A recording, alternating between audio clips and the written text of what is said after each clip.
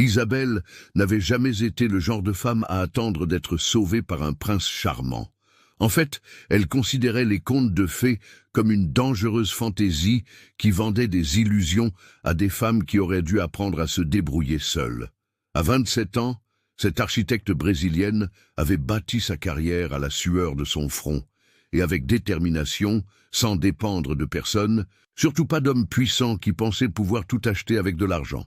C'est pourquoi, lorsqu'elle accepta l'invitation à travailler sur un projet architectural à Nice, sur la Côte d'Azur, son objectif était simple, faire un travail impeccable, bien gagner sa vie et rentrer chez elle avec son indépendance intacte. Elle n'aurait jamais imaginé que dans cette ville, aux palaces dorés et aux paysages méditerranéens infinis, tous ces principes seraient mis à l'épreuve par une paire d'yeux sombres qui semblaient voir directement dans son âme. Et avant que vous ne découvriez comment un simple accident de voiture a complètement changé son destin, laissez votre like ici, abonnez-vous à la chaîne et dites-nous d'où vous regardez cette histoire. L'accident se produisit par une après-midi d'été caniculaire sur la Côte d'Azur, alors qu'Isabelle rentrait d'une réunion sur le chantier du nouveau musée qu'elle aidait à concevoir. Le taxi dans lequel elle se trouvait fut percuté sur le côté par un SUV noir et imposant qui surgit de nulle part dans un rond-point. L'impact ne fut pas grave, mais suffisant pour laisser Isabelle étourdie et effrayée, son cœur battant la chamade tandis qu'elle tentait de comprendre ce qui s'était passé. Elle sortit du taxi en tremblant, prête à sermonner le chauffeur irresponsable qui avait failli la tuer. Mais les mots moururent dans sa gorge lorsqu'elle vit qui sortait de l'autre véhicule. C'était un homme grand, vêtu d'un costume de lin blanc impeccable et d'une allure distinguée qui encadrait un visage qui semblait avoir été sculpté par un artiste de la Renaissance. Mais ce ne fut pas sa beauté qui la paralysa, ce fut l'autorité qui émanait de lui. La façon dont ses gardes du corps se positionnèrent immédiatement autour de lui. La façon dont les gens autour commencèrent à murmurer et à s'incliner légèrement. Sa voix était profonde et empreinte d'une préoccupation sincère, parlant un français parfait avec un accent qui rendait chaque mot plus intéressant. Isabelle cligna des yeux, essayant de retrouver son calme. « Je vais bien, mais votre chauffeur doit être plus prudent. » Elle n'allait pas se laisser intimider. Peu importe l'importance que cet homme semblait avoir. L'homme fit un signe à son chauffeur, qui commença immédiatement à s'excuser profusément, mais ses yeux restèrent fixés sur Isabelle, l'étudiant avec une intensité qui lui fit oublier de respirer un instant. « Permettez-moi de vous conduire à l'hôpital pour un examen. C'est le moins que je puisse faire après ce désagrément. » Isabelle croisa les bras, ignorant à quel point ses jambes étaient encore chancelantes. « Ce n'est pas nécessaire, j'ai déjà dit que j'allais bien. » Un petit sourire intrigué courba ses lèvres, comme s'il n'était pas habitué à être contredit. « Vous êtes très têtue ou simplement courageuse. » Il inclina la tête et Isabelle remarqua comment le soleil de l'après-midi se reflétait dans ses yeux, révélant des nuances d'ambre qui contrastaient avec le brun foncé. « Je suis pratique et je n'accepte pas l'aide d'étrangers. » Isabelle ajusta son sac sur son épaule, essayant de paraître plus confiante qu'elle ne l'était. L'homme fit un pas en avant, tendant la main. « Alors, permettez-moi de ne plus être un étranger. Mon nom est Philippe. » Isabelle hésita avant de lui serrer la main, et quand elle le fit, elle sentit un courant électrique parcourir son bras. Isabelle, la façon dont il retint sa main une seconde de plus que nécessaire, la manière dont ses yeux s'illuminèrent en entendant son nom aurait dû être son premier avertissement que quelque chose avait irrémédiablement changé à cet instant. Mais Isabelle était encore trop occupée à essayer de maintenir ses défenses pour le remarquer. « Isabelle. » Il répéta son nom comme s'il savourait chaque syllabe. « C'est un joli nom. Espagnol, brésilien. » Elle corrigea et vit une surprise sincère dans ses yeux. « Brésilienne, vous êtes très loin de chez vous. » Il y avait quelque chose dans sa voix, une douceur qui contrastait avec toute cette autorité. « Je travaille ici temporairement, je suis architecte. » Isabelle ne savait pas pourquoi elle offrait ces informations à un étranger, mais quelque chose en lui la poussait à vouloir continuer à parler. Philippe sourit, et ce fut un sourire qui transforma complètement son visage, le rendant plus jeune et moins intimidant. Alors, nous avons quelque chose en commun. J'apprécie aussi l'architecture. En fait, j'investis beaucoup dans des projets de préservation et de construction sur la Côte d'Azur. Avant qu'Isabelle ne puisse répondre, l'un des gardes du corps de Philippe s'approcha et lui murmura quelque chose d'urgent. Son expression changea immédiatement, retrouvant ce masque d'autorité. « Je dois y aller, » dit-il, mais il semblait réticent. « Mais s'il vous plaît, prenez ma carte. Si vous changez d'avis concernant l'examen médical ou si vous avez besoin de quoi que ce soit pendant votre séjour à Nice, n'hésitez pas à me contacter. » Il sortit une carte dorée de sa poche et la tendit à Isabelle. Elle la prit plus par politesse que par intention de l'utiliser. Mais quand elle regarda la carte et vit l'emblème princier suivi du nom complet, Son Altesse le Prince Philippe de Valois, son sang se glaça. Elle n'avait pas eu un accident avec n'importe qui. Elle venait de discuter avec un prince de la famille princière de la région. Isabelle leva rapidement les yeux, mais Philippe était déjà en train de monter dans son SUV. Et la dernière chose qu'elle vit fut ce regard intense à travers la vitre, avant que le véhicule ne disparaisse dans le trafic de Nice. Et à cet instant, la carte dorée brûlant dans sa main, Isabelle eut la sensation perturbante que sa vie venait de prendre un tournant qu'elle n'aurait jamais pu prévoir. Les jours suivants furent une torture de confusion pour Isabelle. Elle tenta de se plonger dans le travail, se concentrant sur les dessins techniques du musée et les réunions interminables avec les entrepreneurs, mais son esprit revenait constamment à cette rencontre. Elle avait rangé la carte de Philippe dans le tiroir de son bureau, dans son appartement temporaire, mais se surprenait à la regarder quand elle aurait dû réviser des plans architecturaux. L'idée qu'elle avait été impolie avec un prince la dérangeait. Non pas qu'elle se souciait des titres, mais parce que quelque chose chez cet homme avait touché une partie d'elle qui était soigneusement verrouillée depuis des années. Isabelle s'était jurée de ne jamais être comme sa mère, qui avait passé sa vie à attendre le retour du père d'Isabelle, croyant aux promesses vides d'un homme puissant qui ne les avait jamais prises au sérieux. Elle avait construit ses murs hauts et solides, et aucune paire-dieu n'allait les faire tomber.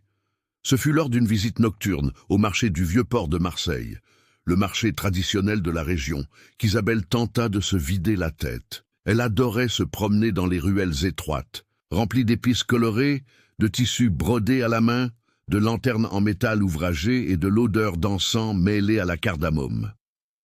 Les vendeurs la saluaient chaleureusement, essayant de la convaincre de goûter des dattes fraîches ou de sentir des parfums d'oud.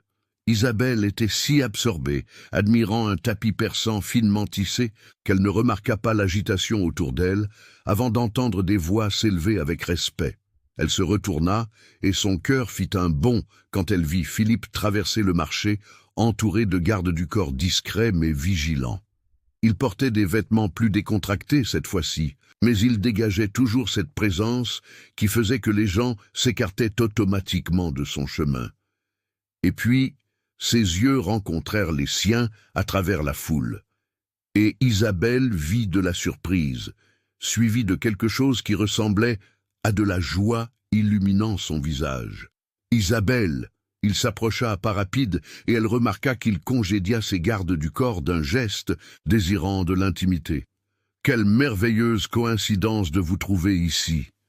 Isabelle tenta d'ignorer à quel point son cœur battait la chamade. « Nice n'est pas si grande, » répondit-elle, gardant son ton décontracté. « Et je pensais que les princes ne faisaient pas leurs courses sur les marchés publics. » Il rit, un son riche, qui fit quelque chose d'étrange à son estomac. « Les princes sont aussi des gens, et ce marché est spécial pour moi. Mon grand-père avait l'habitude de m'amener ici quand j'étais enfant, avant que tout cela ne devienne si touristique. » Il y avait une nostalgie dans sa voix qui humanisa complètement l'image intimidante qu'Isabelle avait de lui. « Vous êtes seul ?» demanda-t-il, regardant autour de lui, comme s'il cherchait de la compagnie. « Je préfère explorer seul, » répondit Isabelle. « Moins de distractions. »« Alors, je suis une distraction ?» Il y avait de l'amusement dans ses yeux. Isabelle sentit ses joues rougir. « Je n'ai pas dit ça. » Bien, parce que j'adorerais vous montrer des parties du marché que les touristes ne connaissent pas. Si vous le permettez, bien sûr. Philippe tendit la main dans un geste invitant et Isabelle savait qu'elle devrait refuser, qu'elle devrait garder ses distances, mais quelque chose, dans la façon dont il la regardait, comme si elle était la seule personne sur le marché bondé, fit craquer un peu ses défenses. « Pourquoi moi ?» La question sortit avant qu'elle ne puisse la filtrer. Philippe devint sérieux un instant, considérant sa réponse avec soin. « Parce que quand vous m'avez regardé ce jour-là, vous n'avez pas vu un prince ou un titre. Vous avez juste vu un homme qui a causé un accident. Et c'est rafraîchissant. » Il y avait une sincérité brute dans sa voix qui serra le cœur d'Isabelle. « D'accord. » Elle accepta contre son meilleur jugement, mais seulement pour 1 heure. Le sourire que Philippe lui offrit fut assez lumineux pour rivaliser avec les lanternes illuminant le marché. Il la guida à travers des ruelles qu'elle n'aurait jamais trouvées seule, lui montrant de petites boutiques familiales qui vendaient des bijoux anciens, l'emmenant dans un coin caché où un vieil artisan fabriquait des faucons en bois sculptés à la main. Et finalement, s'arrêtant dans une petite boutique d'épices, où le propriétaire, un homme âgé aux yeux bienveillants, salua Philippe comme un vieil ami. Ils conversèrent quelques minutes, et Isabelle vit le propriétaire la regarder avec curiosité avant de sourire chaleureusement. « Il a dit que vous avez des yeux honnêtes », traduisit Philippe, « et que tout ami à moi est le bienvenu dans sa boutique. » Isabelle fut touchée par l'hospitalité, et quand le vieil homme insista pour lui offrir un petit flacon de safran en cadeau, elle accepta avec gratitude, se sentant accueillie d'une manière inattendue. L'heure promise se transforma en 3, et quand Philippe la conduisit finalement à un petit restaurant caché qui servait la meilleure bouillabaisse qu'elle ait jamais goûtée, Isabelle réalisa qu'elle s'amusait sincèrement. « Vous êtes différent de ce que j'imaginais qu'un prince serait », admit Isabelle en savourant le riz aromatique à l'agneau. Philippe haussa un sourcil. « Et comment l'imaginiez-vous ?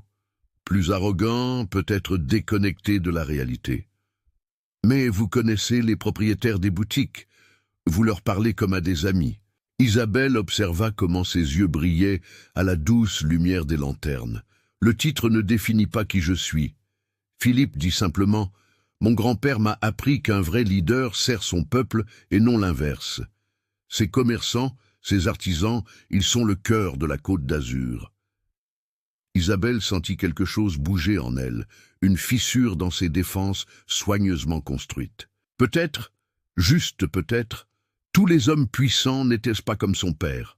Peut-être que ce prince était différent. Mais alors elle se rappela sa mère attendant des années des promesses vides, et les murs se relevèrent. Peu importait à quel point Philippe semblait charmant ou différent, elle ne pouvait pas se permettre de croire aux contes de fées. Mais quand il lui sourit à travers la table, Isabelle eut la sensation effrayante qu'il était déjà trop tard pour protéger son cœur. Dans les semaines suivantes, Isabelle et Philippe commencèrent à se rencontrer avec une fréquence qui aurait dû l'inquiéter, mais d'une certaine manière, ce n'était pas le cas. C'étaient des rencontres occasionnelles, du moins c'est ce qu'elle se disait. Un café rapide entre 2 réunions. Une promenade le long de la promenade des Anglais au coucher du soleil, une visite au musée d'art moderne et contemporain, où Philippe expliquait les détails architecturaux avec une passion qui rivalisait avec la sienne. Il était incroyablement respectueux, ne la pressant jamais pour plus que ce qu'elle était prête à donner, gardant toujours une distance appropriée, même lorsque ses yeux disaient qu'il voulait être plus proche. Et Isabelle, malgré toutes ses promesses de ne pas s'impliquer, découvrit qu'elle attendait ces rencontres, que sa journée semblait plus lumineuse lorsqu'elle recevait un message de lui demandant si elle avait le temps de prendre le thé, mais elle refusait toujours d'appeler cela par son vrai nom, car l'admettre signifierait le rendre réel, et le rendre réel signifierait être vulnérable.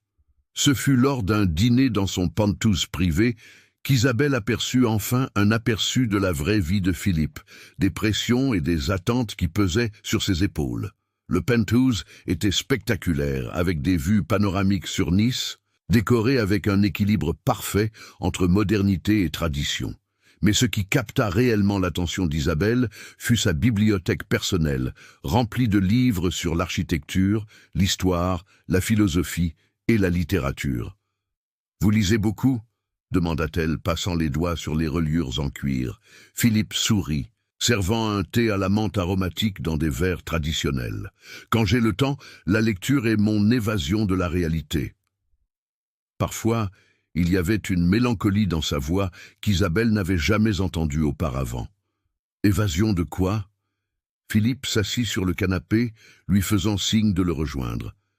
Il y a une importante réunion du conseil princier la semaine prochaine. Mon oncle, le duc, va annoncer mes fiançailles. Les mots tombèrent comme une bombe entre eux et Isabelle sentit comme si quelqu'un avait aspiré tout l'air de la pièce. Vos fiançailles. Sa voix sortit plus faible qu'elle ne l'avait voulu. Philippe la regarda avec une intensité qui lui fit oublier de respirer. Avec la fille d'une famille importante de Monaco. Un mariage arrangé, comme le veut la tradition, a été décidé quand nous étions enfants. Isabelle sentit la colère et la douleur rivaliser en elle, mais tenta de garder sa voix contrôlée. « Et vous allez accepter ? Vous allez épouser quelqu'un que vous n'aimez même pas ?» Le rire de Philippe fut amer. « L'amour n'est pas un luxe que les personnes dans ma position peuvent se permettre, Isabelle. Les mariages princiers sont une question d'alliance, de politique, d'unir des familles puissantes, pas de sentiments. » Isabelle se leva brusquement, incapable de rester assise. « C'est ridicule. Vous n'êtes pas une pièce d'échec ?»« Non. » Philippe se leva aussi, sa voix montant avec une frustration qui était clairement réprimée depuis longtemps. « Alors dites-moi, Isabelle, ce que je suis. Je suis né pour servir ma région, pour honorer ma famille, pour placer ses besoins au-dessus des miens.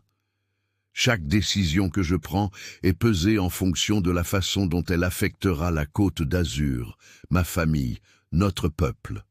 Je n'ai pas le luxe de faire des choix égoïstes. » Il y avait de la douleur dans sa voix, une vulnérabilité brute qui serra le cœur d'Isabelle. Elle s'approcha de lui et, pour la première fois, toucha son visage doucement, le faisant regarder dans ses yeux. « Et que voulez-vous, Philippe ? Pas comme prince, pas comme représentant de votre région, juste vous, l'homme, que voulez-vous » La façon dont il la regarda à cet instant, avec tant de désir et de désespoir mêlés, aurait dû effrayer Isabelle, mais au lieu de cela, elle lui fit sentir qu'elle voyait enfin la vérité. « Vous, » il murmura d'une voix rauque, « je vous veux. » Avant qu'Isabelle ne puisse traiter ces mots, avant qu'elle ne puisse penser à toutes les raisons pour lesquelles cela était impossible, Philippe la tira dans ses bras et l'embrassa. Ce fut un baiser chargé de mois de tension, de sentiments refoulés, de désespoir et de désir. Isabelle fondit contre lui, toutes ses défenses complètement détruites, oubliant momentanément tout, sauf la sensation de lui contre elle, la façon dont ses mains la serraient, comme si elle était précieuse et fragile à la fois. Quand ils se séparèrent enfin, tous deux à bout de souffle, la réalité revint comme un seau d'eau froide. « Cela ne peut pas arriver, » murmura Isabelle, même si son corps disait le contraire. « Vous allez épouser quelqu'un d'autre. Vous avez des responsabilités. » Philippe tint son visage entre ses mains, la forçant à le regarder. « Je vais trouver un moyen. Je ne peux pas vous laisser partir, Isabelle. » Non, maintenant que j'ai enfin trouvé quelqu'un qui me voit vraiment. Et comment exactement allez-vous faire cela? Isabelle demanda, essayant d'être la voix de la raison, même si son cœur lui criait de rester. Vous allez défier votre oncle le duc? Allez-vous provoquer un scandale international? Allez-vous détruire d'importantes alliances politiques? Elle s'éloigna, se serrant dans ses bras. Je ne peux pas être la raison pour laquelle vous jetez tout par-dessus bord, Philippe. Je ne suis pas un conte de fées, et vous n'êtes pas un prince qui peut tout abandonner par amour. C'est la vraie vie. Et dans la vraie vie, des gens comme nous ne restent pas ensemble. Les mots firent mal en sortant, mais Isabelle savait qu'ils étaient vrais. Philippe resta silencieux un long moment, et quand il parla enfin, il y avait une détermination dans sa voix qu'elle n'avait jamais entendue auparavant. Alors, nous allons changer la vraie vie, nous allons réécrire les règles, parce que je n'accepte pas que notre destin soit dicté par des traditions anciennes et des attentes obsolètes. Isabelle voulait le croire, voulait se jeter dans cette promesse et faire confiance que tout irait bien. Mais elle avait appris à la dure que les promesses d'hommes puissants n'étaient que de belles paroles qui se dissolvaient face à la réalité. Et la réalité était que Philippe était un prince avec des fiançailles arrangées. Et elle n'était qu'une architecte brésilienne qui avait commis l'erreur de tomber amoureuse de l'homme interdit. Les jours suivants furent une agonie émotionnelle pour Isabelle. Elle tenta de se convaincre que le mieux était de s'éloigner, de terminer son projet le plus rapidement possible et de retourner au Brésil avant que son cœur ne se brise complètement.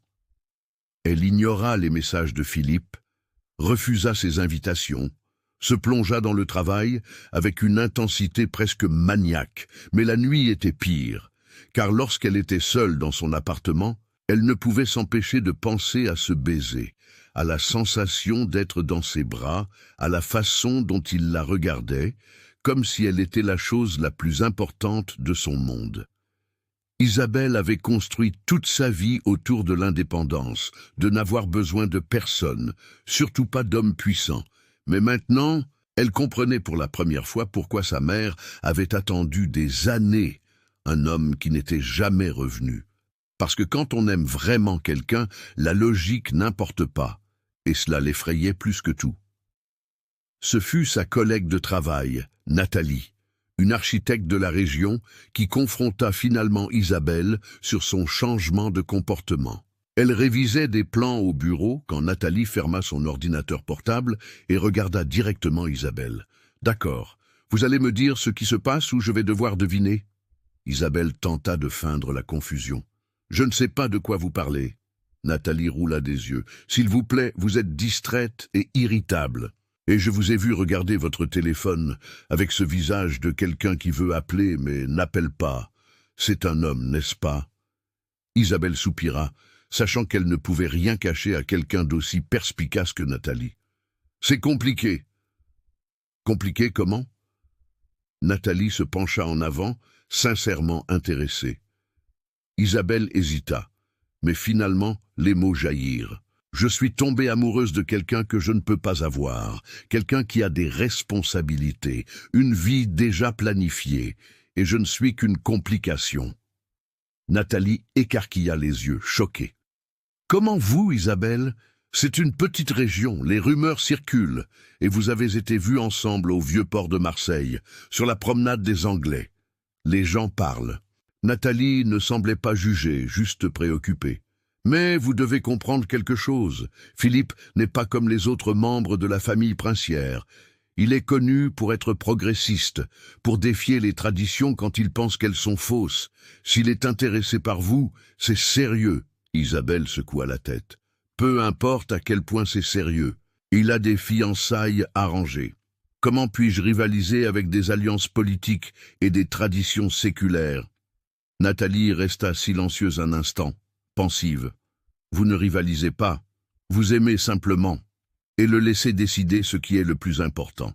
Mais Isabelle, vous devez être préparée aux conséquences. Si Philippe vous choisit, il y aura du scandale, de la résistance, peut-être même des répercussions politiques. »« Je le sais !» explosa Isabelle, toute la frustration remontant enfin à la surface. « C'est pourquoi j'essaie de m'éloigner.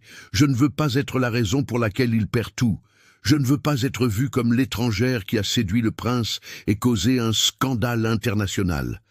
Et plus que tout, je ne veux pas finir comme ma mère, attendant des années un homme qui a choisi son devoir plutôt que l'amour. » Nathalie tint fermement la main d'Isabelle. « Alors vous devez lui parler sérieusement, mettre toutes les cartes sur la table et laisser tous les deux décider consciemment ce que vous voulez, mais fuir sans explication, ce n'est juste pour aucun de vous. » Isabelle savait que Nathalie avait raison, mais l'idée d'affronter Philippe à nouveau, de voir la douleur dans ses yeux, était presque insupportable. Pourtant, elle lui devait cela, une conversation finale, honnête avant de fermer cette porte pour toujours. Mais ce qu'Isabelle ne savait pas, c'est que Philippe n'avait aucune intention de la laisser partir si facilement. Cette nuit-là, Isabelle rentra chez elle pour trouver Philippe l'attendant à la porte, vêtu de vêtements décontractés et d'une expression déterminée qu'elle n'avait jamais vue auparavant. « Vous n'avez pas répondu à mes messages ?» dit-il sans détour. « Alors je suis venu personnellement. » Isabelle regarda autour d'elle nerveusement, inquiète des voisins curieux. « Philippe, vous ne pouvez pas être ici. Et si quelqu'un vous voit, je m'en fiche. » Sa voix était ferme. « Je me fiche des commérages, du scandale, de quoi que ce soit, sauf de vous parler. Laissez-moi entrer, Isabelle, s'il vous plaît. » La supplication dans sa voix brisa sa dernière résistance. Elle ouvrit la porte et le laissa entrer dans le petit appartement qui semblait encore plus petit, sa présence remplissant l'espace. Dès que la porte se referma, Philippe se tourna vers elle. « Pourquoi fuyez-vous » Isabelle croisa les bras défensivement. « Parce que c'est ce qu'il faut faire. Vous avez des responsabilités, des fiançailles, une vie qui n'inclut pas une architecte brésilienne sans connexion ni titre. Et si je ne veux pas de cette vie ?» Philippe fit un pas vers elle. « Et si je voulais réécrire les règles, créer un chemin différent ?» Isabelle secoua la tête, des larmes menaçant de couler. « Vous ne pouvez pas, non, sans conséquences massives. Je ne peux pas être la raison pour laquelle vous jetez tout par-dessus bord. Ma mère a passé des années à attendre un homme puissant qui a promis de quitter sa famille pour elle. Il ne l'a jamais quittée et elle a gâché toute sa vie, croyant à des promesses vides. J'ai juré que je ne serais jamais comme elle. » L'expression de Philippe s'adoucit, la compréhension brillant dans ses yeux. « Isabelle, je ne suis pas votre père. Et ce que je ressens pour vous n'est pas une promesse vide. C'est la chose la plus réelle que j'ai jamais ressentie dans ma vie. » Il s'approcha jusqu'à être à quelques centimètres d'elle. « Mais vous avez raison sur une chose. Il y aura des conséquences. Mon oncle sera furieux. La famille de la fiancée se sentira insultée. Il y aura des répercussions politiques.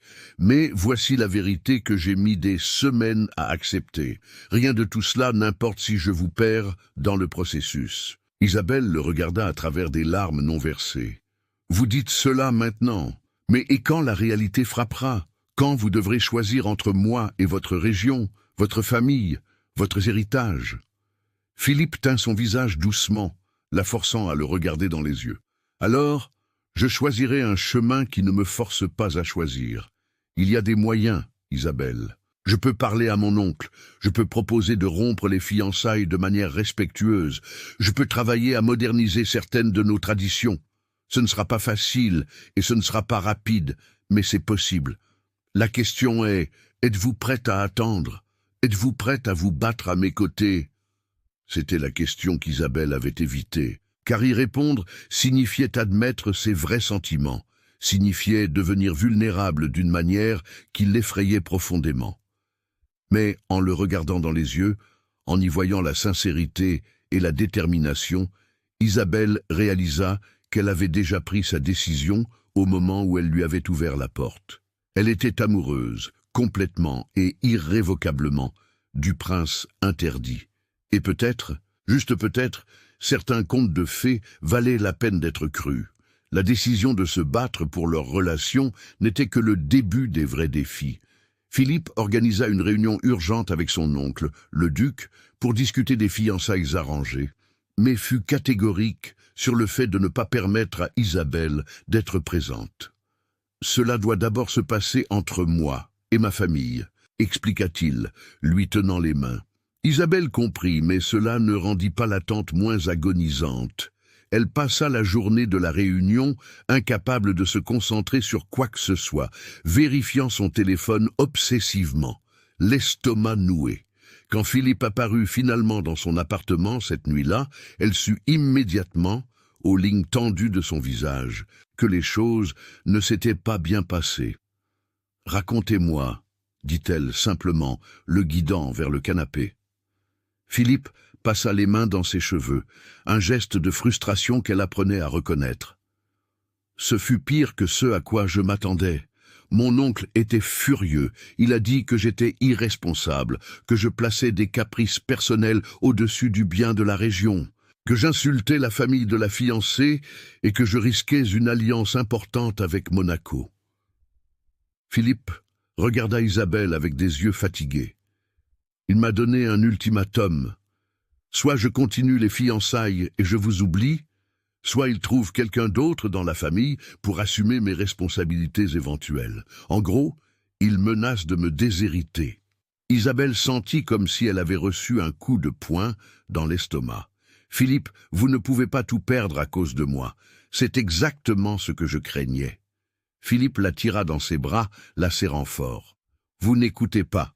Je me fiche des menaces de déshéritement. J'ai bâti ma propre fortune grâce à des investissements.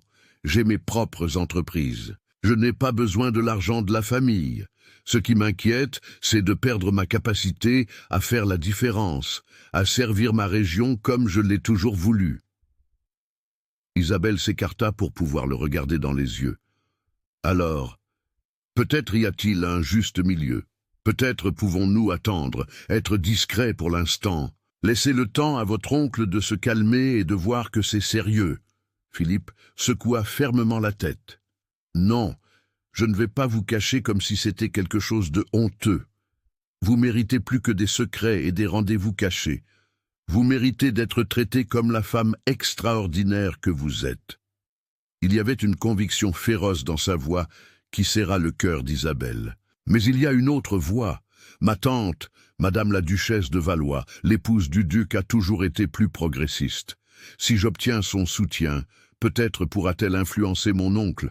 Elle a toujours eu une voix puissante dans la famille, même discrètement. C'était un plan risqué, mais c'était quelque chose. « Quand la verrons-nous » demanda Isabelle. « Demain. Et cette fois, je veux que vous veniez avec moi. » L'idée de rencontrer une duchesse, d'être évaluée par un membre si important de la famille princière, aurait dû terrifier Isabelle. Mais étrangement, elle sentit une calme détermination s'installer en elle. Si elle allait se battre pour cela, elle allait se battre pour de vrai, sans se cacher.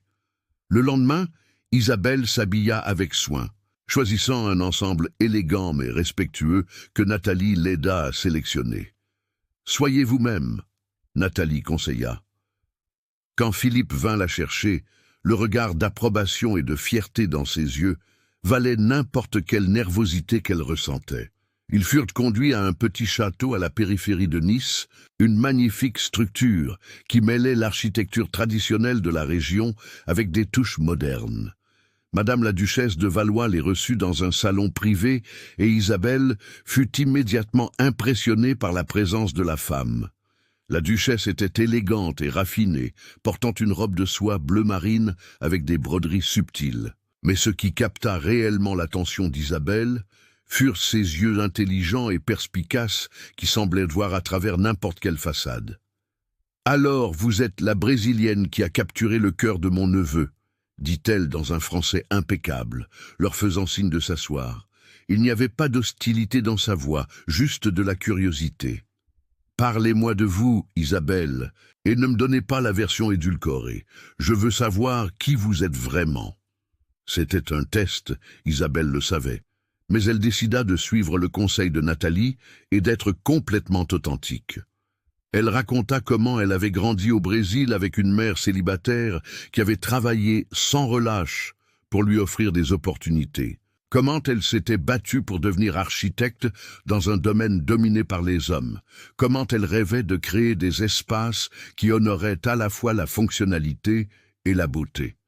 Elle parla de son scepticisme envers l'amour, de la façon dont elle avait juré de ne jamais dépendre d'un homme et comment Philippe avait défié toutes ses croyances simplement en étant qui il est. La duchesse écouta tout en silence, ses yeux ne quittant jamais le visage d'Isabelle.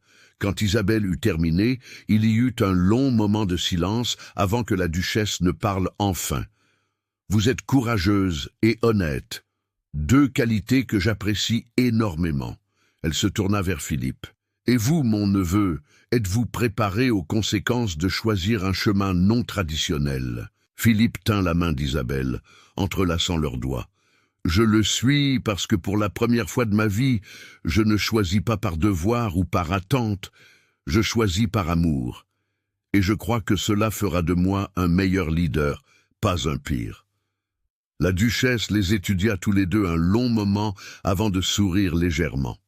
« Alors vous aurez mon soutien. Mais comprenez, cela ne sera pas facile. La famille de la fiancée devra être approchée avec respect. Les alliances devront être reconstruites d'autres manières. Et vous deux ferez face à l'examen public. Êtes-vous préparés à cela ?» Isabelle et Philippe échangèrent des regards, et à cet instant, sans mots, tous deux connaissaient la réponse. Ensemble, ils pouvaient affronter n'importe quoi. Avec le soutien de Madame la Duchesse de Valois, les choses commencèrent à bouger. Bien que lentement, Philippe travailla avec des diplomates pour trouver une manière respectueuse de rompre les fiançailles arrangées, offrant à la famille de la fiancée d'autres formes d'alliances qui n'impliquaient pas le mariage. Étonnamment, la fiancée elle-même, une jeune femme nommée Sophie, que Philippe n'avait rencontrée que quelques fois, exprima son soulagement face à la dissolution des fiançailles. « Je savais que ce n'était pas pour moi », confessa-t-elle lors d'un appel téléphonique que Philippe mit en haut-parleur pour qu'Isabelle entende. « Mais je n'ai pas eu le courage que vous avez eu pour vous battre pour cela. Peut-être que maintenant, je le pourrai aussi. » Ce fut un puissant rappel que les traditions rigides n'emprisonnaient pas seulement Philippe, mais aussi beaucoup d'autres personnes. Pendant ce temps, Isabelle continua son travail au musée, mais maintenant avec une attention supplémentaire et parfois inconfortable. Des rumeurs sur sa relation avec Philippe avaient commencé à circuler et elle faisait face à des regards curieux partout où elle allait. La plupart des réactions étaient d'une curiosité bénigne. Mais il y eut des moments difficiles.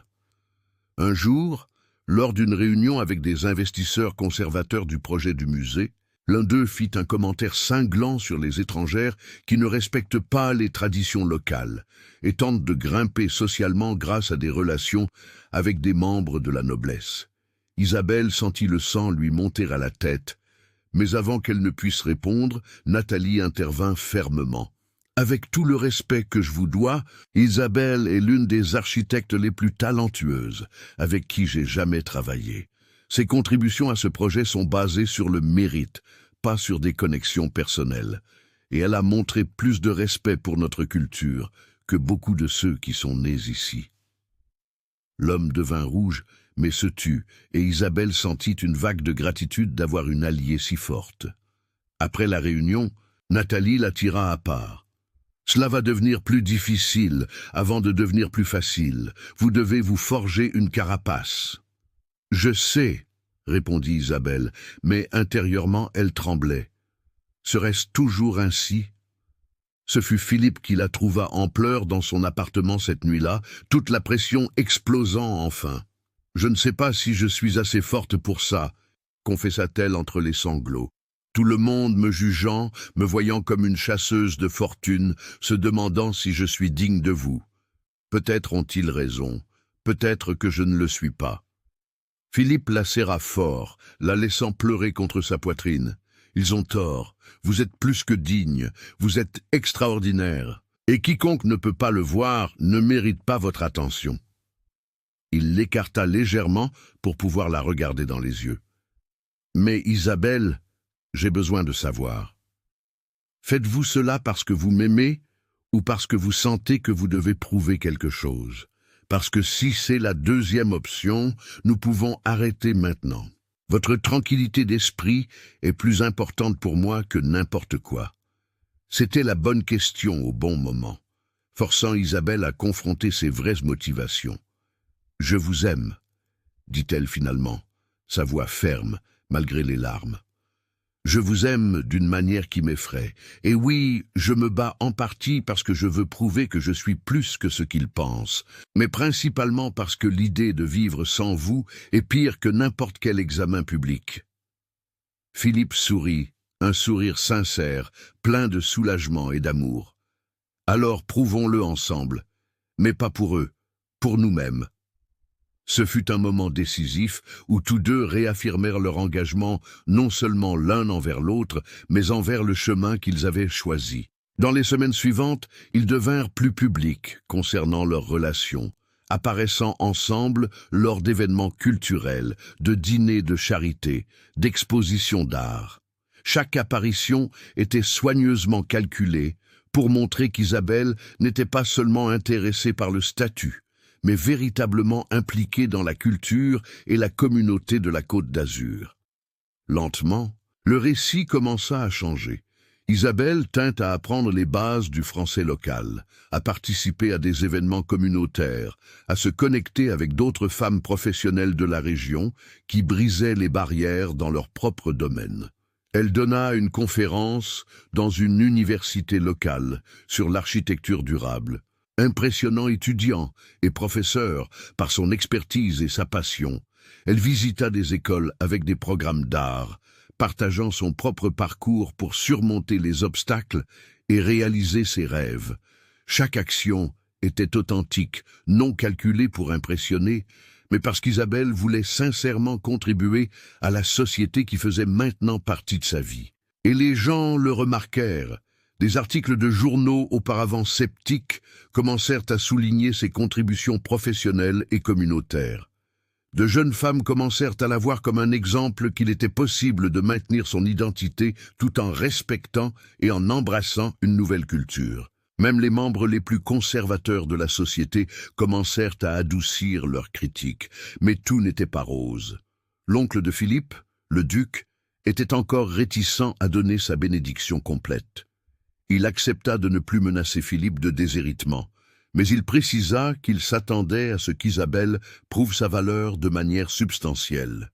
Elle doit montrer qu'elle comprend ce que signifie faire partie de cette famille, dit le duc, lors d'une réunion tendue où Isabelle était présente pour la première fois. Qu'elle peut équilibrer son identité brésilienne avec les responsabilités qui viendront. Isabelle, qui avait passé des semaines à se préparer pour ce moment, respira profondément et répondit d'une voix ferme, mais respectueuse. « Votre Altesse, je n'ai pas l'intention d'effacer qui je suis pour me conformer à un moule, mais je promets d'honorer vos traditions, d'apprendre votre culture et de contribuer à cette région du mieux que je peux. Je ne peux pas être de la région, mais je peux être un pont entre les cultures. Et peut-être est-ce exactement ce dont vous avez besoin dans un monde de plus en plus connecté. » Le silence qui suivit fut long et tendu, mais alors le duc acquiesça lentement. « Nous verrons. Le temps dira si vos paroles ne sont que des promesses ou si vous comprenez réellement le poids de ce que vous assumez. » Les mois suivants furent un test de résistance pour Isabelle et Philippe. Ils naviguèrent à travers des dîners formels avec des dignitaires, où chaque mot était analysé, des événements publics, où les photographes capturaient chaque mouvement et d'innombrables réunions avec des membres de la famille qui variaient de sincèrement accueillants à froidement polis. Isabelle apprit rapidement que faire partie de la vie de Philippe signifiait bien plus que d'être à ses côtés lors d'événements glamour. Cela signifiait se lever à 5 heures du matin pour l'accompagner lors de visites de projets communautaires. Cela signifiait étudier l'étiquette protocolaire jusqu'à ce que ses yeux lui fassent mal. Cela signifiait sacrifier sa vie privée de manière qu'elle n'avait jamais imaginée. Il y eut des moments où elle se demanda si elle perdait des morceaux d'elle-même dans le processus d'adaptation à cette vie. Mais alors, Philippe faisait quelque chose qui lui rappelait exactement pourquoi cela en valait la peine. Comme lorsqu'il l'a surpris avec un dîner privé dans l'arrière-pays sous les étoiles, juste eux deux, loin de tous les regards et attentes. « Je vous vois lutter », dit Philippe cette nuit-là, ses doigts entrelacés avec les siens, tandis qu'ils observaient le ciel étoilé. « Et je m'inquiète de vous en demander trop. » Isabelle se tourna vers lui, voyant la préoccupation sincère dans ses yeux. « Vous ne demandez pas, je choisis. » Elle serra sa main. « Mais je ne vais pas mentir et dire que c'est facile. Parfois, j'ai l'impression d'essayer d'être 3 personnes à la fois. L'Isabelle que j'ai toujours été, la partenaire dont vous avez besoin, et la personne que votre famille et votre région attendent que je sois. Et parfois, ces 3 personnes ne s'alignent pas parfaitement. Philippe l'attira plus près, l'enveloppant dans ses bras. Alors, peut-être que la solution est d'arrêter d'essayer d'être toutes ces personnes et d'être simplement vous. L'Isabelle dont je suis tombé amoureux n'essayait d'impressionner personne. Elle était juste authentiquement elle-même, et c'est ce qui vous rend parfaite pour moi. Ces mots furent un baume pour l'âme fatiguée d'Isabelle, lui rappelant qu'au centre de tout ce chaos se trouvait quelque chose de réel et de précieux, leur amour. Elle décida à cet instant d'arrêter d'essayer de se conformer à des attentes impossibles et de simplement vivre selon ses propres valeurs. Si cela signifiait être un type de partenaire différent pour un prince, qu'il en soit ainsi. Le changement dans son approche fut subtil, mais puissant. Isabelle arrêta d'essayer de plaire à tout le monde et commença à établir des limites saines. Lorsqu'elle était invitée à des événements qui entraient en conflit avec ses engagements professionnels, elle refusait poliment et priorisait son travail. Lorsque des membres de la famille faisaient des commentaires sur la façon dont elle devrait s'habiller ou se comporter, elle écoutait respectueusement, mais maintenait son propre style. Étonnamment, cette authenticité lui valut plus de respect que ses tentatives précédentes de se conformer. Ce fut lors de l'inauguration du musée, un projet sur lequel Isabelle avait travaillé sans relâche pendant des mois, que tout convergea finalement. L'événement attira des dignitaires de toute la Côte d'Azur, y compris le duc. Et Isabelle était nerveuse, non pas à cause des personnes importantes présentes, mais parce que ce projet représentait tant pour elle, professionnellement. Elle avait mis son cœur et son âme dans ce design, créant des espaces qui honoraient l'art traditionnel de la région, tout en incorporant des éléments modernes et durables. Lors de son discours d'inauguration, Isabelle parla passionnément de l'architecture comme un pont entre passé et futur, entre tradition et innovation. Elle remercia la Côte d'Azur de lui avoir donné l'opportunité de contribuer et Philippe d'avoir soutenu sa vision même quand d'autres doutaient. La réponse fut une ovation enthousiaste et Isabelle vit même le duc acquiescer avec approbation. Après la cérémonie, tandis que les invités exploraient le musée, le duc s'approcha d'Isabelle et Philippe. « Vous avez fait du bon travail », dit-il directement à Isabelle. Et il y avait un respect sincère dans sa voix qui n'y était pas auparavant. Ce musée sera un héritage qui servira notre peuple pour des générations. Vous avez prouvé que vos contributions vont au-delà de votre relation avec mon neveu. Isabelle sentit l'émotion monter dans sa gorge, mais elle garda son sang-froid. « Merci, Votre Altesse, cela signifie beaucoup pour moi. » L'émir se tourna vers Rachid. « Vous avez bien choisi. Elle a de la substance, et peut-être aviez-vous raison de vouloir moderniser certaines de nos traditions. Il est peut-être temps que notre famille reflète les changements que nous promouvons dans notre pays. » C'était la bénédiction la plus proche qu'ils recevraient, et tous deux le savaient. Rachid serra la main d'Isabelle, ses yeux brillants de fierté et d'amour. « Merci, mon oncle. Cela signifie tout pour nous. » Cette nuit-là, alors qu'ils célébraient avec des amis et des collègues, Isabelle sentit enfin que peut-être, juste peut-être, elle appartenait vraiment à ce monde qui lui avait semblé si impossible des mois auparavant. Elle avait prouvé sa valeur, non pas en changeant qui elle était, mais en restant fidèle à elle-même, tout en respectant et en embrassant une culture différente. Et ce faisant, elle avait appris que les contes de fées ne parlaient pas de princes sauvant des princesses, mais de 2 personnes choisissant de construire quelque chose de beau ensemble, même lorsque le monde entier disait que c'était impossible. Mais il restait encore un défi final à relever, un défi qui mettrait à l'épreuve non seulement leur amour, mais aussi leur compréhension de ce que signifiait un véritable engagement. Et ce défi viendrait d'une source qu'Isabelle n'avait jamais attendue, sa propre famille en France, qui était sur le point de découvrir le prince charmant dans sa vie. Isabelle avait repoussé le moment de raconter tous les détails sur Rachid à sa famille en France, mentionnant seulement qu'elle était dans une relation sérieuse avec quelqu'un du coin. Mais lorsque sa mère annonça qu'elle viendrait lui rendre visite dans l'Émirat, amenant avec elle la sœur cadette d'Isabelle, Elle sut que l'heure de la vérité était arrivée. L'idée de présenter Rachid à sa mère, surtout compte tenu de son passé douloureux avec le père d'Isabelle, la remplissait d'anxiété. Comment pourrait-elle faire comprendre à sa mère que Rachid était différent, qu'il n'était pas comme l'homme qui lui avait brisé le cœur tant d'années auparavant? La nuit précédant l'arrivée de sa famille, Isabelle était inquiète, se tournant et se retournant dans son lit. Rachid, qui avait commencé à passer plus de nuits dans son appartement, la serra dans ses bras.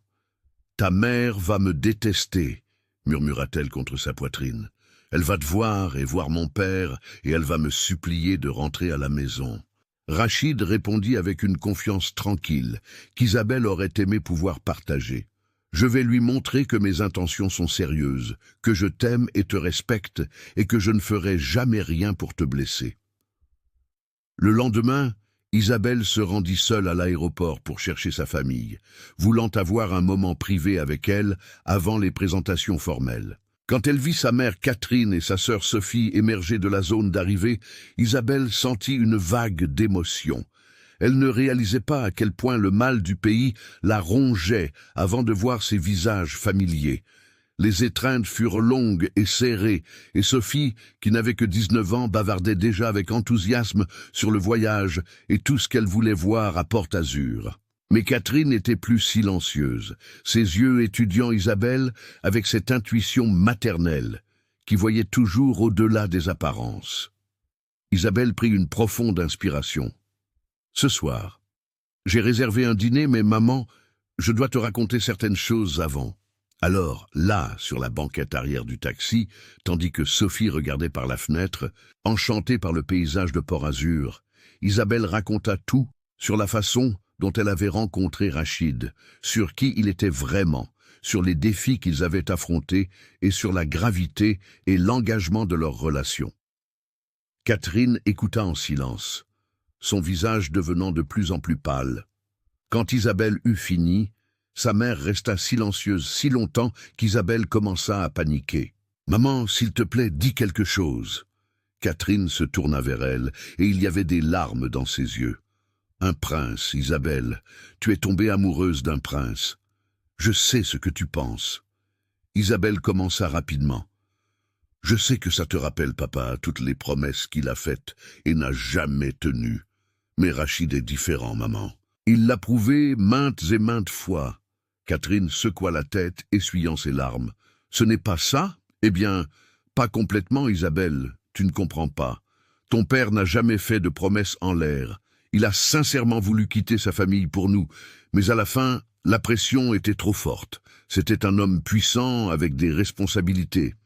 Et quand il a fallu choisir, il a choisi son devoir plutôt que nous, et cela m'a détruite, non pas parce qu'il était mauvais, mais parce que parfois l'amour ne suffit pas face au poids du monde. » Les mots de sa mère frappèrent Isabelle comme un coup de poing, car pour la première fois, elle entendait l'histoire complète, non pas la version édulcorée qu'elle avait créée dans sa tête d'une victime et d'un méchant, mais quelque chose de beaucoup plus complexe et effrayant. « Alors, qu'est-ce que je dois faire ?» demanda Isabelle, sa voix petite. Catherine tint le visage de sa fille, doucement. « Je ne dis pas que tu ne dois pas t'engager là-dedans les yeux ouverts. Aime-le, batte-toi, mais sois aussi préparé à la possibilité que parfois, peu importe à quel point deux personnes s'aiment, le monde peut être trop fort. Et si tu peux faire la paix avec cette éventualité et choisir quand même de prendre le risque, alors tu es plus courageuse que je ne l'ai été. » C'était une conversation qu'Isabelle n'avait jamais imaginé avoir, mais dont elle avait désespérément besoin. Quand elles arrivèrent à l'hôtel et que Sophie cessa enfin de bavarder suffisamment pour assimiler ce qu'elle avait entendu, elle s'écria « Attends, tu sors avec un vrai prince ? C'est incroyable, je vais rencontrer un vrai prince !» La réaction complètement opposée de Sophie apporta un soulagement bienvenu à la tension, et même Catherine rit un peu. Le dîner fut organisé dans un restaurant privé avec vue sur la baie, un endroit qui offrait de l'intimité, mais n'était pas si formel qu'il intimiderait sa famille. Rachid arriva tôt, et Isabelle put voir qu'il était nerveux, ce qui était à la fois attendrissant et effrayant, car elle le voyait rarement nerveux. « Je veux faire bonne impression. admit-il, ajustant sa tenue pour la 3e fois. Ta famille est importante pour toi, ce qui signifie qu'ils sont importants pour moi. Quand Catherine et Sophie arrivèrent, il y eut un moment initial de malaise, où tous se regardèrent simplement, s'évaluant. Mais alors, Rachid fit quelque chose de complètement inattendu. Il s'approcha de Catherine et, en portugais, hésitant mais clairement pratiqué, dit « C'est un honneur de rencontrer la femme qui a élevé la femme extraordinaire que j'aime. Merci de me donner la chance de prouver mes intentions. » Le choc sur le visage de Catherine fut total, suivi rapidement par des larmes. « Tu as appris le portugais ?» Isabelle était aussi surprise que sa mère. Rachid sourit, un peu gêné. « Juste quelques phrases.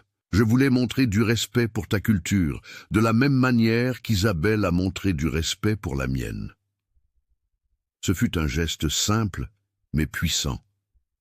Et Isabelle vit les défenses de sa mère commencer à céder. Le dîner qui suivit fut étonnamment agréable. Rachid s'efforça de mettre Catherine et Sophie à l'aise, les interrogeant sur la France, sur leur vie, sincèrement intéressé à les connaître. Sophie fut enchantée, posant 1000 questions sur les palais et la vie royale. Et Rachid répondit avec patience et humour, mais ce furent les moments calmes qui eurent le plus d'impact, comme lorsque Catherine mentionna avec désinvolture à quel point elle était fière des réalisations professionnelles d'Isabelle. Et Rachid acquiesça immédiatement, disant « Elle a tout accompli par son propre mérite ». À la fin de la soirée, lorsqu'elles se dirent au revoir, Catherine tira Isabelle à part. « Il est spécial et il t'aime clairement. Mais ma fille, promets-moi une chose. Ne te perds pas toi-même dans ce processus, peu importe à quel point tu l'aimes. » Isabelle promit. Et pour la première fois depuis des mois, elle sentit qu'elle avait la bénédiction de sa mère, même si elle venait avec des avertissements. La visite de sa famille fut un tournant décisif pour Isabelle. Voir Rachid à travers les yeux de sa mère et de sa sœur, le voir s'efforcer de les conquérir, réaffirma tout ce qu'elle ressentait pour lui. Après leur retour en France, Isabelle sentit une nouvelle clarté quant à son avenir. Elle aimait Rachid, aimait la vie qu'ils construisaient ensemble, et était prête pour la prochaine étape, quoi que cela signifie. Mais ce fut Rachid qui semblait lutter avec quelque chose, devenant plus silencieux et pensif les semaines suivantes. Isabelle tenta de lui demander plusieurs fois ce qui n'allait pas, mais il éludait toujours la question, disant que c'était juste le travail ou des problèmes familiaux, jusqu'à ce qu'une nuit, il la ramène au souk ancien, au même endroit où ils avaient partagé leur première promenade magique des mois auparavant. « Pourquoi sommes-nous ici, Isabelle ?» demanda-t-il tandis qu'il marchait dans les ruelles désormais familières. Rachid ne répondit pas immédiatement, il la guida simplement jusqu'à une cour cachée qu'elle ne connaissait pas. La cour était transformée, des centaines de bougies illuminaient l'espace. Des pétales de rose formaient un chemin, et au centre, des musiciens jouaient doucement des instruments traditionnels. Isabelle se tourna vers Rachid, son cœur commençant à battre plus vite, pouvant à peine croire ce qui se passait. « Rachid, qu'est-ce que tout cela ?» Il prit ses mains, et elle put voir que ses propres mains tremblaient légèrement. « Isabelle, quand je t'ai rencontrée, j'étais un homme qui avait accepté son destin, résigné à vivre une vie planifiée par d'autres. Mais tu m'as montré que je pouvais choisir, que je pouvais me battre pour ce que je voulais, que l'amour n'était pas un luxe, mais une nécessité. Tu m'as défié, m'as inspiré, m'as donné envie d'être meilleur. » Sa voix était chargée d'émotion. Ces mois passés avec toi ont été les plus difficiles, et en même temps, les plus heureux de ma vie. Et je ne veux pas passer un seul jour de plus sans savoir que tu es entièrement mienne, tout comme je suis entièrement tien. Rachid s'agenouilla là, dans la cour illuminée par les bougies au cœur du marché, là où tout avait commencé, et sortit un écrin de velours de sa poche. Isabelle Costa, tu n'as jamais cru aux contes de fées, et je ne t'ai jamais demandé d'y croire. Mais je te demande de croire en nous, en l'amour que nous avons construit à travers chaque défi, chaque obstacle, chaque moment de doute. Épouse-moi, Non pas parce que je suis un prince, mais parce que je suis l'homme qui t'aime plus que tout au monde. Épouse-moi, et nous écrirons notre propre histoire. Une histoire qui ne suit pas les règles des contes de fées, mais celle de quelque chose de beaucoup plus réel et puissant, un choix conscient, un engagement véritable et un amour inconditionnel. Quand il ouvrit l'écrin, révélant une bague éblouissante, qui capturait d'une certaine manière à la fois l'élégance arabe et la simplicité française, Isabelle sentit des larmes couler librement sur son visage. Oui, le mot sortit, avant même qu'elle ne puisse pleinement le réaliser, venant directement du cœur. Oui, je t'épouserai. Rachid se leva rapidement, plaçant la bague à son doigt de main tremblante, avant de l'attirer dans un baiser qui sembla arrêter le temps. Autour d'eux, des applaudissements, et Isabelle réalisa qu'il y avait des gens qui regardaient, des amis que Rachid avait invités secrètement. Leïla était là, souriant à travers ses larmes. Myriam observait avec une approbation maternelle. Même l'émir était présent, un petit sourire sur son visage habituellement grave. Mais le plus surprenant fut de voir sa propre mère et sa sœur émerger de l'ombre. « Maman? Sophie ?» demanda Isabelle sous le choc. Catherine sourit, serrant sa fille fort dans ses bras. « Rachid m'a appelé, il y a 2 semaines, me demandant ma bénédiction. Comment aurais-je pu refuser un homme qui a traversé le monde pour me demander personnellement la main de ma fille ? La célébration qui suivit fut une fusion parfaite des cultures. Il y avait de la musique arabe traditionnelle et française, de la nourriture des 2 pays, des décorations qui honoraient les 2 héritages. Ce fut un avant-goût de ce que serait leur mariage, une union qui n'exigeait d'aucun d'eux d'abandonner ses racines, mais créait plutôt quelque chose de nouveau et de beau de la combinaison des 2. Tandis qu'Isabelle dansait avec Rachid sous les étoiles, entourée de personnes qui étaient devenues sa famille, elle pensa au chemin parcouru. La jeune femme qui avait juré de ne jamais croire aux contes de fées, qui avait construit des murs impénétrables autour de son cœur, qui était venue dans l'émirat juste pour faire un travail et rentrer chez elle. Cette jeune femme s'était transformée en une femme qui avait compris que les meilleures histoires ne parlaient pas de perfection ou de facilité, mais de choisir d'aimer malgré les difficultés, de se battre pour quelque chose qui en valait la peine, de créer une magie réelle dans un monde imparfait. « À quoi penses-tu » murmura Rachid à son oreille tandis qu'il dansait. Isabelle le regarda, l'homme qui avait bouleversé son monde, de la meilleure façon possible. Je pense que peut-être les contes de fées existent. Ils ne ressemblent juste pas à ce que nous attendons. Ils sont plus désordonnés, plus compliqués, plus réels, mais aussi plus beaux, parce qu'ils ont été choisis, non prédestinés. Rachid sourit, embrassant son front. Alors, écrivons le nôtre. Une page à la fois, un jour à la fois, un choix à la fois.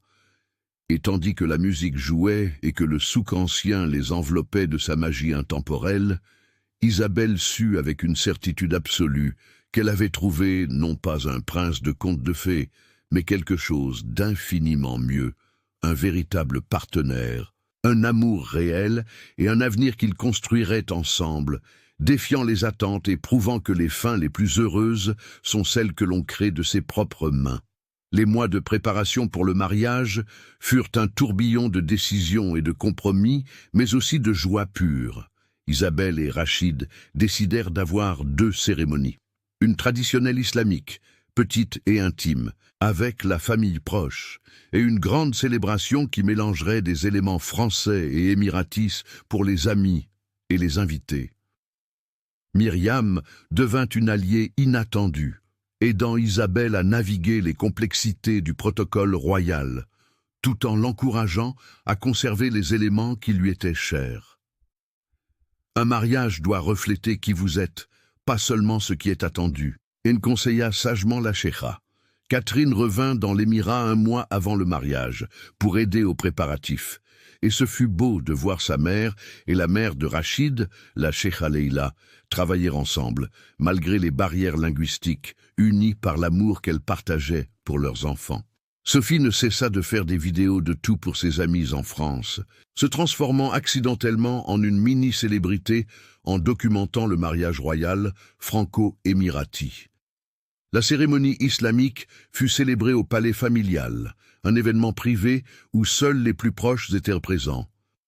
Isabelle portait une robe modeste mais magnifique, blanche, avec des broderies dorées qui rappelaient à la fois la dentelle française et les motifs géométriques islamiques.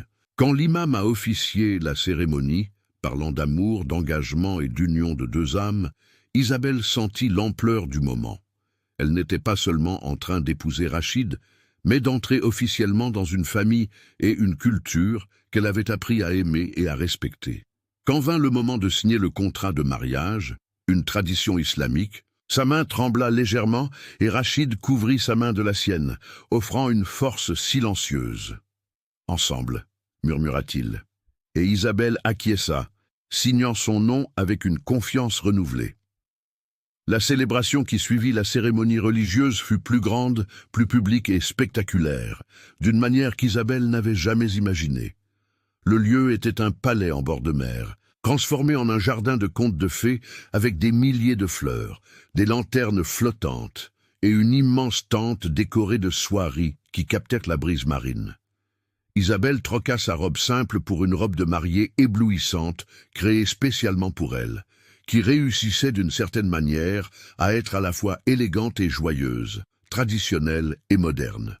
Quand elle entra, marchant aux côtés de sa mère et du père de Rachid, une concession aux traditions des deux cultures, les invités se levèrent par respect.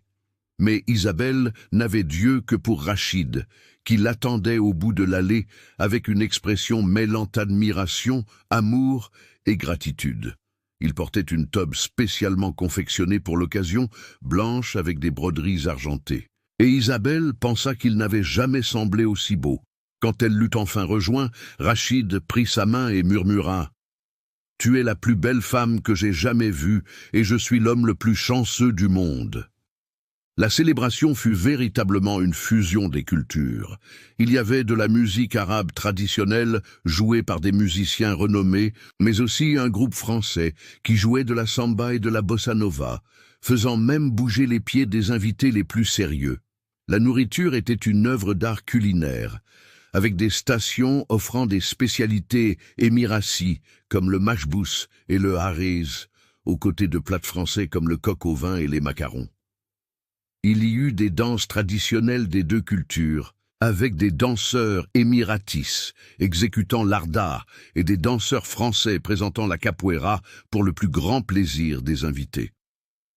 Sophie vola la vedette à un moment donné, enseignant à un groupe de jeunes cousins de Rachid à danser le foro, ce qui donna lieu à un adorable mélange de tentatives maladroites et de rires sincères. Ce fut exactement le genre de moment qu'Isabelle avait toujours voulu, joyeux, authentique et sans prétention, malgré toute la grandeur environnante. Mais ce fut pendant les vœux personnels qu'Isabelle et Rachid s'étaient écrits l'un à l'autre que la véritable émotion surgit. Rachid fut le premier. « Isabelle, tu m'as appris que le courage n'est pas l'absence de peur, mais le choix d'agir malgré elle. As-tu eu peur ? » J'ai eu peur, mais nous avons choisi de prendre le risque quand même, et ce choix a transformé ma vie de manière que les mots ne peuvent exprimer complètement. Tu m'as défié à remettre en question des traditions qui devaient l'être, à me battre pour l'amour, au lieu de simplement accepter le devoir d'être non seulement un prince, mais un homme meilleur.